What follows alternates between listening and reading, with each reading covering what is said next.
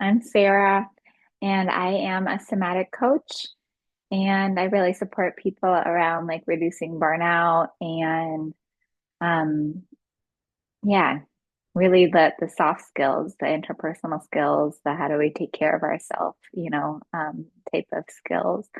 So I just want to share a few like ideas and thoughts around taking care of ourselves, during this time and leading up to the election.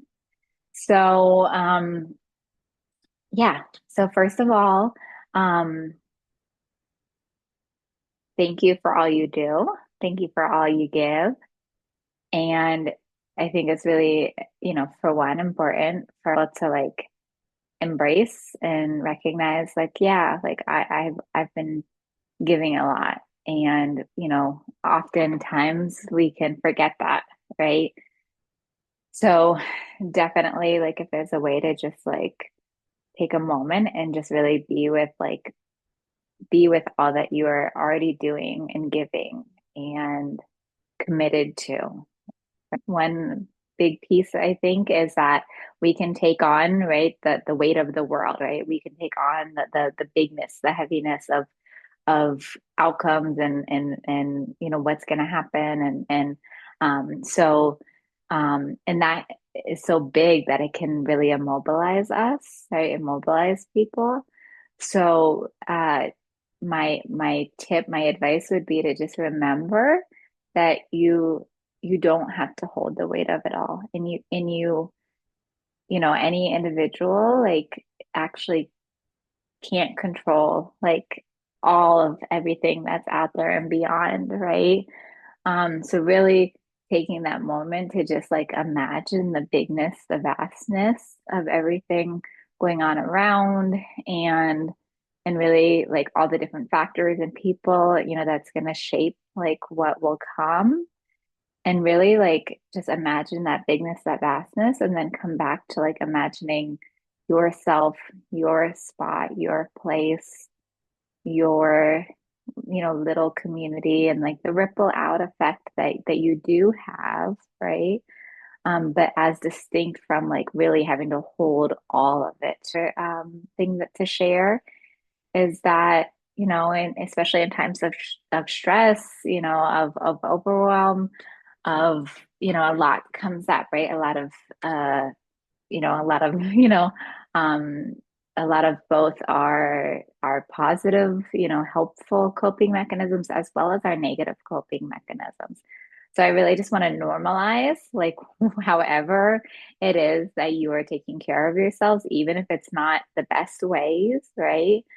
um, just know that like I believe we are constantly trying to do our best to take care of ourselves, our families, and sometimes that can be things that really, we know are best for us, and sometimes it's not. And how can we bring compassion to that, right? And is there one thing that you can do that helps to calm you, helps to ground you, whether it's like sitting and like meditating for a few minutes or taking a walk for a few minutes? Is there one thing that or swimming every day, right? Is there one thing that really helps you come back to yourself, helps you feel like you're doing something, in service of yourself? And can you do that? Can you really make it a point to really just try to do that, even if it's a few minutes every day, right? Because then even if you're, making choices and doing things that again are not like the best things, right? Then you can still know like, hey, I am also doing something that helps you feel more confident and helps to settle that critical voice that is like, oh, I'm not doing anything right. So like there's both and, right? What are those easy things that you can do, right? So I'll share just a few tips, like, or a few sort of like skills or things to like play with, explore.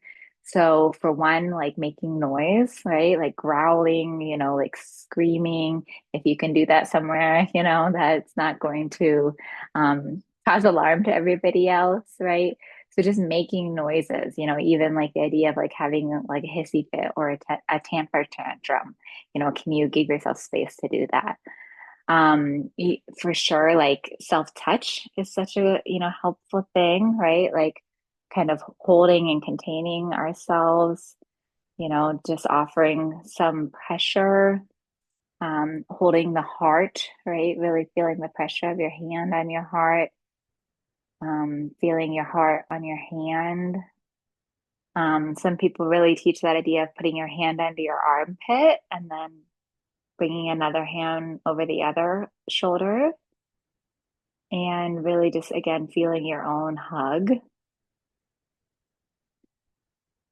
And then another thing that you can do is like just pay attention to breath, right?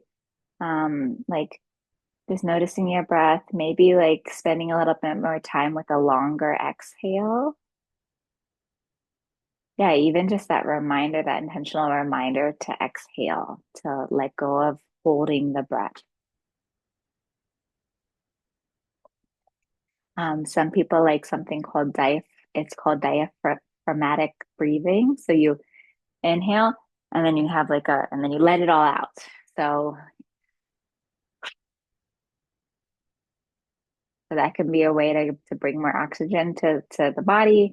But try it out if it feels more stressful, don't do that. Um, and what else? Um, Definitely like writing, writing things out, like free writing, even like, yeah, just like getting everything out and then crumpling it up and throwing it away, right? Um, and then a really foundational somatic practice that can be supportive is called a centering practice. And so this is a practice that, I will share a link to, and it can be a very short practice, something that you do throughout the day or once a day.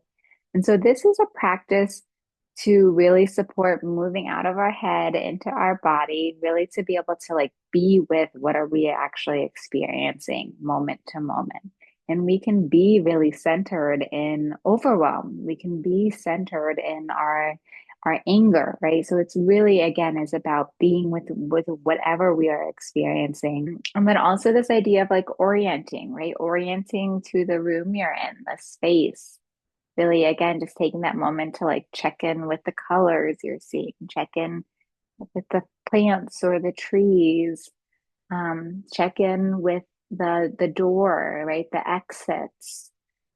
Um, so really taking these pauses to just kind of like feel ourselves, sense ourselves, and then also check in with the environment and just that reminder to like it's okay to pause for a few minutes. It's okay to pause for an hour. All of everything else will still be going on around us, and that invitation of like, um, how do we not like how do we not sacrifice ourselves? How do we not like feed into that sense of urgency? Because again, it's so important to like take those moments for ourselves so that we can be really present and more effective when we are then doing the really important work that we're doing. Gratitudes for all you do.